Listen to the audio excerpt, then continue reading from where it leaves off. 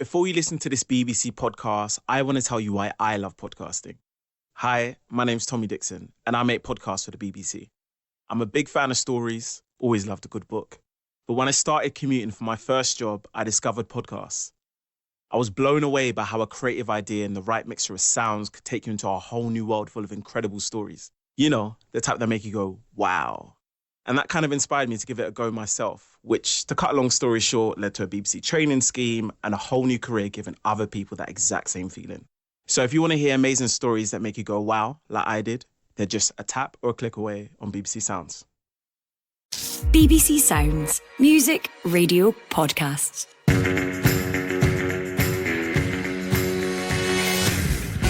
Hello and welcome to the Scottish Football Podcast. All the news, insight and analysis you need to kickstart your week. As we record, it is the evening on Sunday, the 4th of February.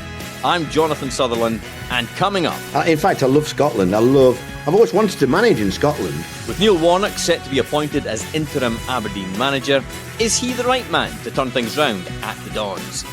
Also... Bojanowski into the box, left-footed, scores! How costly could Celtic slip up at Pittodrie be? And there's a third. Oh my word. Hibs are in absolute dire straits. How much pressure is Nick Montgomery under? This is the Scottish Football Podcast.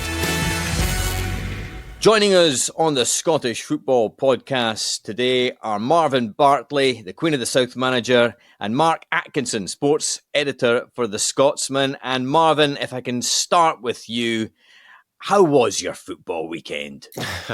It got a little bit better, John, is because I watched Arsenal. I'm an Arsenal supporter, so it didn't start too well for me personally. We lost 2-0, but I always say, performance is probably the most important thing. And, there's a lot of positives to take from that, in the defeat. And as I said, moving swiftly on, Arsenal won 3-1 today against my brother's team. So absolutely delighted at this moment in time. Well, as I said to you off air, Marvin, Queen of the South might have lost to Hamilton Accies this weekend, but you're not going to get relegated, are you? And you still got the playoffs to play for, correct? Yeah, exactly that. The playoffs is what we're aiming for, along with probably about 6 other teams in our league. It's extremely tight. But, come May, that's where we want to be. So, I don't care if we're in there before that. It's just about being in there kind of when the normal season ends, and that's the plan. That's the lowdown on the League One perspective, especially from a Queen of the South point of view. Mark Atkinson, sports editor for The Scotsman. Very briefly, how was your football weekend? Been brilliant, Jonathan. Was at Easter Road on Saturday to watch the Hibs St Mirren game, and then I've enjoyed the Sunday football on television, like Marvin, watching Arsenal-Liverpool, and a very rare mistake by Virgil van Dijk. I've not seen him defend like that before for quite a long time. And like Marvin, I've got a soft spot for Arsenal as well, so be a good weekend. Well, I'm glad you enjoyed it. Let's get drilling into the Scottish football perspective. Plenty to get through with Marvin and Mark. We're also going to hear from Aberdeen fan Gavin Baxter. But first, let's quickly run through all the latest Scottish football headlines. 75-year-old Neil Warnock is expected to be named as interim Aberdeen manager until the end of the season. Philippe Clement says his side have given their fans confidence after they cut the gap on leaders Celtic to 3 points with a game in hand with a 3-0 home win over Livingston. Meanwhile, Brendan Rodgers has defended how Celtic are run. Despite criticism over perceived transfer shortcomings, he's also conceded that his side have dropped points in too many games after a 1-1 draw with Aberdeen at Pittodrie. In the Championship, Dundee United have moved 4 points clear at the top after fighting back from a goal down to beat Ayr United at Somerset Park. And in the Women's Scottish Cup, Hibernian beat Glasgow City on penalties to move into the quarter-finals, while holders Celtic and their old firm rivals Rangers enjoyed comfortable victories over Hamilton Academical and Dundee United respectively. Right, let's start at Pittodrie. Neil Warnock expected to be appointed as interim manager until the end of the season and could be in the dugout for the game against Rangers on Tuesday. Here are the thoughts of Gavin Baxter from ABZ Football Podcast. If you told me 3 seasons ago when Dave Cormack took charge of Aberdeen Football Club and we were going to go in this brand new direction of the modern, forward-thinking, progressive, continental business model, that 3 years later we'd be talking about Neil Warnock becoming the Aberdeen manager, I would have scarcely believed you. And excited's maybe the wrong word, but I'm definitely intrigued by what's going to happen here. With the news that coincided with Neil Warnock's imminent appointment, they've mentioned this external consultancy reviewing the football club operation. And I think most Aberdeen fans would acknowledge that serious mistakes have been made consistently by the board in the last 3 seasons especially. And that's obviously reflected in the fact that 3 managers have departed the club with a huge turnover of players, constant changing playing style. So, yeah, we need to have a root to branch review of the club. And in that time, it makes perfect sense to have a quote-unquote safe pair of hands. And Neil Warnock, for everything that people want to say about him, he's got a wealth of experience over close to 2,000 games in football management. And what he has shown, especially in recent jobs with Rotherham and Huddersfield, is that's a guy that can come in and in a very quick space of time galvanise the team and get them performing above the standard they were previously. I heard Michael Stewart and Kenny Miller and a few others talking about this on Sportsound today, and they were mentioning how, we're safe, so in their mind it didn't necessarily make sense to go for someone like Warnock. Why don't we just give the job to Peter Leven for the end of the season? But to me, there's still a lot to play for this year. I think Hearts are too far away, but we've got 2 games now in Kilmarnock. If we win that, we're 2 points off them, and European football is still within distance. And for a club like Aberdeen to attract the best players, European football is massive.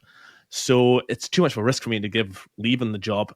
And like I said, Warnock can come in, galvanise the team. I think he'll make things a little bit easier and just instill some belief. And that's something that Aberdeen definitely need. The thoughts of Aberdeen fan Gavin Baxter from the ABZ Football Podcast.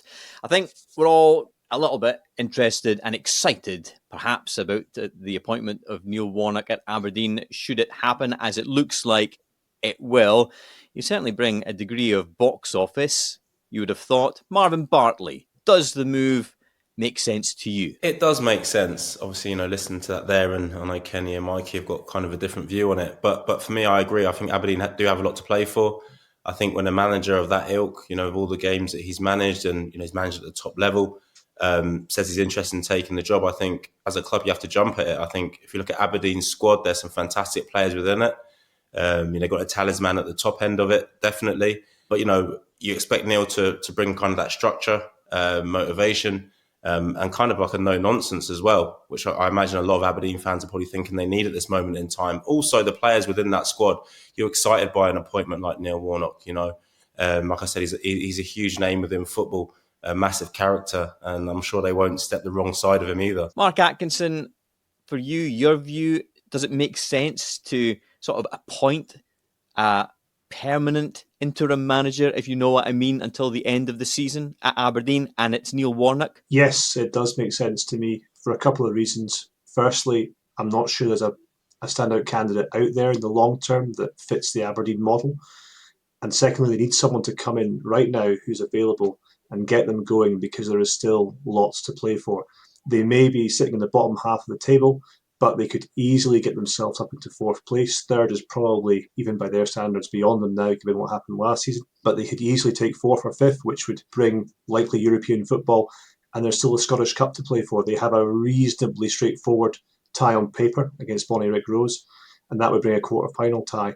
And Warnock is the sort of character who will galvanise the place, and he's also got a track record of coming into teams that have been struggling and getting them playing well. Just look at Huddersfield last season. When he took over Huddersfield, they were on the brink of relegation, and he got them to safety. So if you look at who else is out there, no, I think he's the right person. How tough a job, Mark, would you say Warnock is taking on? And he's never worked before in Scottish football. This will be his, I think, 20th appointment, if memory serves correct. But he's never worked in Scottish football before. How significant do you feel that might be? He's never worked in Scottish football, but he's made no secret of his admiration for Scottish football. He owns property up here. He spends time up here. He watches the Scottish game. He's scouted Scotland heavily for many years. And I'm not sure there's that great a difference in terms of what he's coming into what he's been used to in the Championship, etc. So I'm not sure it'll have a massive bearing on it. I think his philosophies will work in the Scottish game. And in terms of the squad he's got some very good players. He's got players that are the envy of managers across the country. He's got one of the best strikers in the league in Bojan Majowski. And the spine of the team is there. They just probably needed to change. It wasn't working out. And yeah, I think he's got all the tools that you would require to get Aberdeen up the league table. How do you think he'll do, Marvin? Honestly, hand on heart. Do you think he'll get one of those European places, 4th or 5th in the league? Yeah, I think, first and foremost, they have to secure a top 6 finish by the time the split comes, and I think they'll do that. I do think they'll get European football. Not only is it important for bringing players in, but also keeping your players. I think the first thing he'll do once he goes in there is tell the players to look at themselves as well. Because I believe some of them, let down the previous manager. A lot of people like to look towards the dugout when things aren't going right, but I've been a player, I'm now a manager. I know when I cross that white line, what's expected from me. I know at times during my career, I've let managers down as well with kind of my performances. So, I think that's the first thing he'll do, because he doesn't have a magic wand. Those players need to be able to play and need to want to play and find it within themselves. I think you saw at the weekend, the performance that they put in was absolutely chalk and cheese to what they have been putting in at times this season. So he'll want a repeat of that. But I do believe he is the right man to get them European football, which, at this stage, I think Aberdeen fans would bite your hand off for. Yeah, the second half from Aberdeen against Celtic was impressive. Mark, he is going to be box office. We're talking about him as if he's already got the job. And of course, it could be a last minute hitch. You never know. Football's a funny old game. But from a media's perspective, it is going to be box office, isn't it? I really hope so. We're expecting it. He's maybe a media darling's too strong a word, but he does enjoy the media. He's someone that in the past has taken a phone call and spoken very well about Scottish football. He knows it's entertainment. So yeah, on that side of things, I think we'll enjoy ourselves with Neil. I'm sure he'll have a lot to say when he comes up against the Old Firm as well, and those games he'll really relish those. So yeah, I'm looking forward to his copy. Let's put it that way. And Marvin, just finally on Neil Warnock. I mean, Barry Robson got the job on a sort of interim basis, and obviously did so well that they gave him the job on a full-time basis. It's inevitable, isn't it? If he does well, Neil Warnock might be 75 years of age, but he's got to kind of be able to work himself into contention if he works wonders at Pataudry. Yeah, looking from the outside in, and obviously don't know the conversations, but I don't imagine he'd probably want it long term. Like you said there, being 75 years of age, I understand, being a 37-year-old man, the amount of time that goes into management. I know he's got grandchildren, etc., that he'll probably want to spend a lot of time with them. So, coming in and kind of, rescuing teams towards the end of the seasons is probably like something that he'd prefer doing now rather than something, as I said, long term. But there's no doubt about it, once he whets his appetite again and being back in football, especially if he's successful, I think you have to get him out of there with a forklift come the summer, because, in his mind now, he'll be saying, I'm going to leave in the summer, I'm going to leave in the summer. But if they can finish 4th place, he'd be like, hold on a second, I want to have a crack at Europe now. So it'll be interesting. But at this moment in time, I think he'll be firmly fixed on the summer. He's probably have to tell his wife that as well so he can take the job.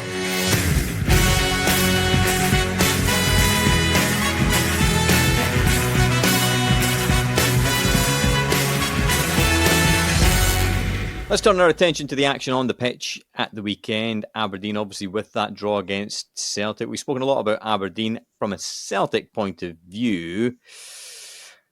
How costly could that draw with Aberdeen be, Marvin? Yeah, listen, it opens the door back for Rangers, doesn't it? There's no doubt about that, and they always knew that would be the case. One thing I'll say about, that Celtic squad and the manager, they're used to winning, so being under this sort of pressure, I think a lot of people are expecting them to crack and all of a sudden fall away. I know there's been a lot of talk about the transfer window, players that they wanted to bring in that they didn't bring in, or the fans expected to be brought in. There's more than enough quality within that squad. They've got a top manager there. And as I said, it's kind of just a blip for them. That Celtic team will return back to flowing football again very, very soon, I expect. And if anyone's expecting them to take their foot off the gas, they'll be mistaken. But as I said, that weekend's performance will hurt them, especially, getting a 1-1 draw. Sometimes you can perform badly and win and you can kind of paper over the cracks. But I expect them to come out fighting, and they definitely will. It does raise plenty of questions, Mark, doesn't it? Especially after the banner was unfurled. Celtic fans clearly not happy with the board's lack of activity in the transfer market. Obviously, Brendan Rodgers felt the club could have been braver.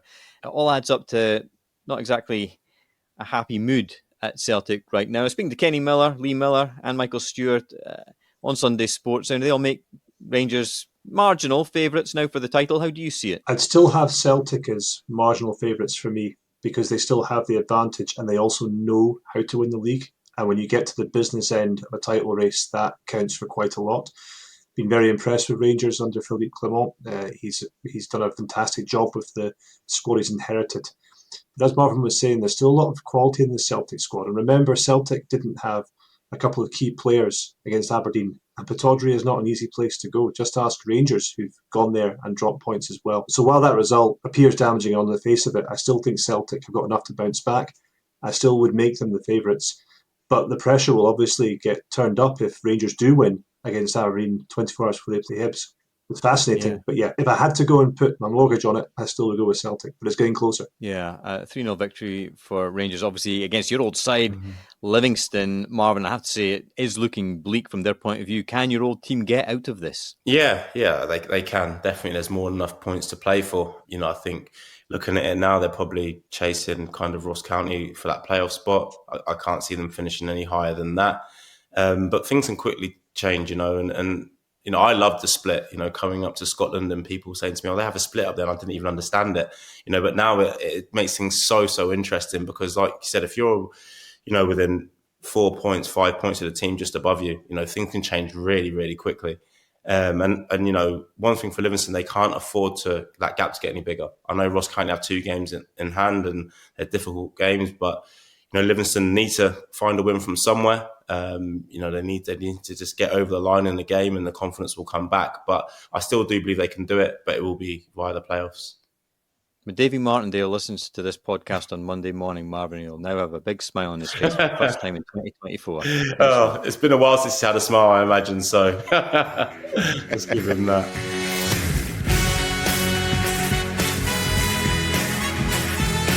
You're listening to the Scottish Football Podcast. Finally, let's head to the capital because it was a day of mixed fortunes for Hearts and Hibs on Saturday. A 3-2 win for Hearts at Dens Park. I guess, Mark, that just underlines how important it was to keep a hold of Lawrence Shankland. He made all the difference. Absolutely. 2 goals and an assist. Just a talisman right now for Hearts. A player at the top of his game. He's just oozing confidence. Maybe the only time you worry about him is from the penalty spot. I mean, that penalty was almost saved for the 4th time in a row.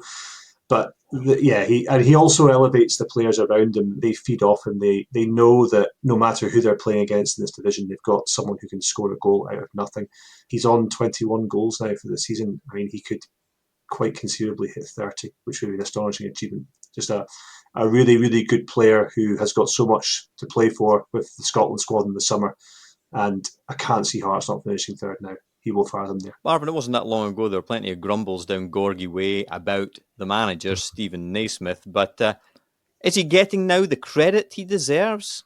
I hope so. It's not a part of the world where I'm most welcome, John, so I wouldn't be the best man to ask what's happening around there. But I hope so, and it's funny, isn't it? Football's a very fickle sport. 1 minute people want you out, and then the next minute, as you said, with Stephen Naismith doing a fantastic job now. I think they're unbeaten in 9 games.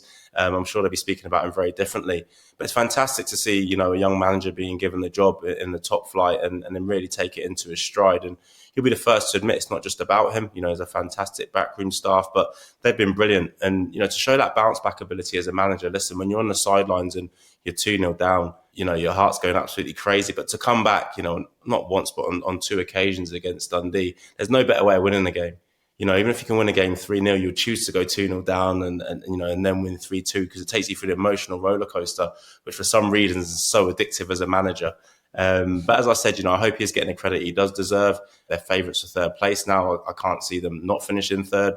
And what a fantastic first season that is for him and in charge of the club. As a former Hibs player, obviously out of your comfort zone talking about Hearts there to a degree, but probably be out of your comfort zone talking about Hibs right now. 3-0 defeat at home to St Mirren, Marvin. What is it that's going wrong with Hibs right now? And how much pressure is Nick Montgomery under, would you say? I wish I knew what was going wrong because I would try and help them the best I can, because that's my club. Listen, it's one of those things, I speak about performance a lot and theirs just seems to be up and down. It either seems to be kind of an 8 or a 9 out of 10 or a 1 or a 2, which is probably the most alarming thing. Right now, you can't see Hibs performing badly and winning a game of football, which good teams do. They got blown away by St Mirren, 3-0 at half-time, and it's just not acceptable the amount of money that's been kind of spent on wages and transfers. It's never a position that club expected themselves to be in at this moment in time. And that's no disrespect to St Mirren, by the way, but, there's a massive, massive difference between the 2 budgets and they need to be doing better. I think they all know that. I think Nick speaks about that an awful lot. The players will definitely know that. And if they don't, they should know that. They brought in 7 players during this transfer window as well. So as soon as that's closed, they've had a fantastic window. You're speaking about Celtic and their lack of activity this window. Hibs have been very active. And to lose a game 3-0 when you just came out of that window isn't acceptable at all, especially at Easter Road. In terms of the pressure that Nick's under, I hope they give him time. They've chosen him. A lot goes into picking a manager. We know about the 4-4-2 that he played at Central Coast, and he's doing the same now.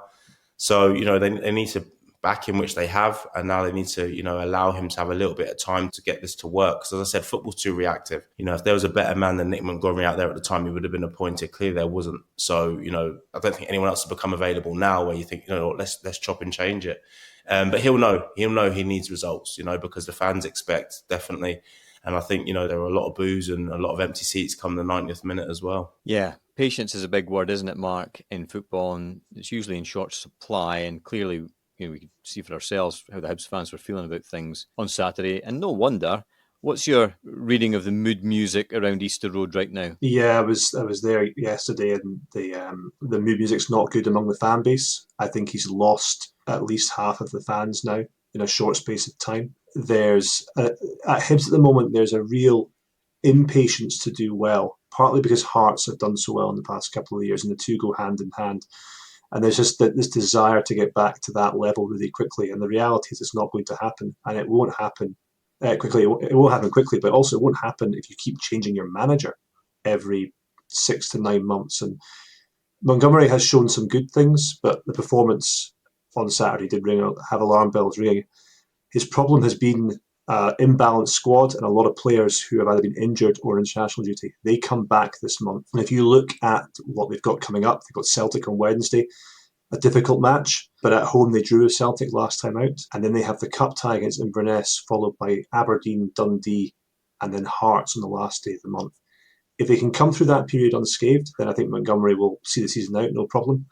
If they have some bad results in that period, then the Hibs hierarchy will be given a decision to make. Right now, there's no pressure from the top. The board they picked him, as Marvin said. They want to give him time. They're desperate to give him time because they'll fall on their sword as well if it doesn't go well. So it is a big period for Nick Montgomery. The players like him, from what I gather. He's popular in the dressing room. They like his coaching methods. They try to play the football that he wants them to play, and they have to step up to the plate too. This month will be fascinating. The rest of this month will be so fascinating for Hibs to see how they go. It will define short-term Montgomery's reign. In terms of the other results from Saturday, I think the big thing from Motherwell Kilmarnock in that 1-1 draw probably is that Motherwell had the better chances, and lots of Motherwell fans booed Kevin Van Veen. So that's all we have to say about that one, I think. It kind of takes care of itself, doesn't it, Marvin? As for St Johnstone beating Ross County 1-0 in Dingwall, how big a result was that for Craig Levein? Oh, massive result. Really, really was. He's probably put a little bit of daylight now between himself and Livingston. But, also Ross County. It was a huge game, a real 6-pointer. And, I had a happy household, obviously, with St Johnstone winning because Ailey was happy for once. So, yeah, listen, it made my weekend a little bit better, Jonas, because as I said, after my defeat, I was down in the dumps. So at least one of us won this weekend. But no, for St Johnstone, it was huge. And Craig Levein's gone in there with Andy Kirk as well. So, they've had a bit of a bounce at the start. Then they went through a bit of a sticky period. And hopefully, now again, they can go on a little bit of a run. But I think St Johnstone will be safe, if I'm honest. So just for those that don't know, your partner is, of course, the broadcaster Ailey Barber. And do you think Ailey is a bigger fan at the moment of yourself or Craig Levein? It better be me. But I can't answer that confidently. I think you just did. Well done. Yeah, I'll have to ask her that when I get off this podcast, actually. It'll be an interesting one. Time to wrap things up on the Scottish Football Podcast. Big thanks to Marvin Bartley, Gavin Baxter and Mark Atkinson, and thank you for listening as well. Keep your emails on any subjects at all coming into Scottish Football at bbc.co.uk. And if you haven't done so already, subscribe and follow the Scottish Football Podcast so you don't miss an episode. Scottish Football, the gift that keeps on giving. Thanks for listening. Just a quick word to say the Scotland Rugby Podcast is now available every Tuesday. Join me, Andy Burke and Tom English for everything you need to know about the world of Scottish rugby. Just head to BBC Sounds and subscribe to the Scotland Rugby Podcast.